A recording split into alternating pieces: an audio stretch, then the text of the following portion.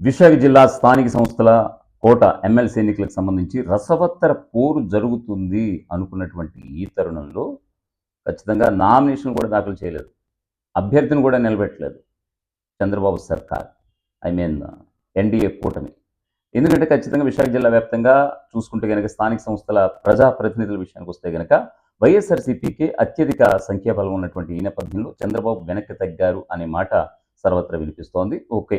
ఇంతవరకు ఆయన నైతికంగా ఒక అడుగు ముందుకు వేసి ఆయన అభ్యర్థిని నిలబెట్టకపోవడం అనేది ఒక శుభపరిణామంగా చాలామంది రాజకీయవేత్తలు చెప్తున్నటువంటి పరిస్థితి. సో ఈ విషయం పక్కన పెడితే మధ్యలో ఒక ఆయన ఇండిపెండెంట్ అభ్యర్థిగా షఫీకుల్లా ఒకరు నామినేషన్ దాఖలు చేశారు. అయితే పార్టీల పరంగా ఇటువంటి ఎక్కడ కూడా అభ్యర్థులు నిలబెట్టలేనటువంటి పరిస్థితుల్లో ఆయన ధైర్యం ఏమిటి? షఫీకుల్లా ధైర్యం ఏమిటి? ఇండిపెండెంట్ అభ్యర్థిగా ఆయనకున్నటువంటి ధైర్యం ఏమిటి? ఆయన వెనక ఎవరుండి నడిపిస్తున్నారు అనేటువంటి మాటకు సర్వత్రా